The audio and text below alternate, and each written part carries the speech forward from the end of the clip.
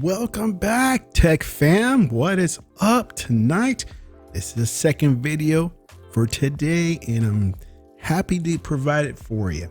All right, so let's get down to it. So, IGN is getting what they deserve, man. Suicide Squad, Kill the Justice League. IGN reportedly denied review codes. Here's why I am not surprised. I've given up on IGN years ago. They're an awful media outlet, and I don't understand how some people still follow them and use them as the end all be all. It's just crazy. Let's see what they say here. IGN's executive review editor Tom Marks recently revealed that they have been denied access to review codes for Suicide Squad, and I know why. As for the deny part, good for them for not for denying IGN. They've been god awful when it comes to reviews, even though I don't read them anymore. That's right, I did say that, didn't I? But back then, when I did used to read their articles and all, they were just awful. And I'm glad they're getting denied. And who's to say that they need to get one? Who's to say that they're entitled to get one? Just because they're a media outlet for gaming doesn't mean they're entitled to a game code to a game that's coming out soon. So no, it's not their right. It's not, if they really want to review this game, they can buy it like everybody else. It has come almost a tradition for media houses to get review codes of games ahead of release. This makes it possible for them to write and publish reviews before the game's official launch. The idea is that such reviews will help gamers decide if they buy or they should not. This is what I've done in the past years now since giving up on it's not just IGN, it's GameSpot and all others that follow suit. I rather go to YouTube, look at some random people's reviews and go off of that. Watch a few gameplay videos here and there, watch some random, none of these big media outlets reviews, and base my decision to buy a game. And I've done that many times, and you know what? It's worked out for me. So I'm glad I don't depend, my purchasing power does not depend on the influence of these idiots like at IGN. And because they are idiots. They're just, I don't even know why they're still in existence. They need to go away. Unfortunately, we won't have a review for Rocksteady's new game as a service looter shooter for you right away, as codes have not been sent out ahead of time. In fact, Warner Brothers Games informed IGN that it has declined to send us codes at all, Mark wrote in a published post. So now they're being a little petty here, right? They're being a little petty here and a little crybabies about, Warner Bros. Didn't send us a review code. So yeah. Oh, this is just beautiful that they're not getting one. This is not the first time that they're reputable. They're not reputable. They're not. They are not. You might as well call them Sony IGN. That's who they are. Media house has been ignored by the publisher. Last year, Eurogamer called out Bethesda for not sending them review codes ahead of launch of Starfield. Bethesda eventually handed them the code. Dude, who's to say, how do these guys, these people at IGN and GameStop and Eurogamer or whatever outlet that's out there, they think that they're entitled to a game review just because they review games? I don't get it.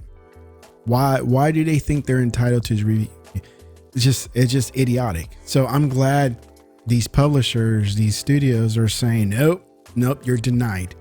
And if they have their reasons, you need to respect those reasons and not go out and make an article about why they denied you. And just, you're making it sound like you're petty and like a little kid. To be clear, this is sort of situation is exceedingly rare in my experience, and is not going to change anything about how we cover games, Suicide Squad or beyond. Well, the issue with early reviews of games is sort of twisted web. You will likely feel different depending on which side of the divide you stand. For example, if I were a developer or a publisher, I would be more inclined to hand out review codes to people I think will say something good about my game, knowing the massive cult followership and trust that some media houses command. Media houses as powerful as IGN can influence sales if they massively appraise a game or cost developer, publisher hundreds of thousands of dollars in sales if they speak ill of the game. If you have been a follower of IGN, you will know they have not been impressed with Suicide Squad at all. So they weren't impressed.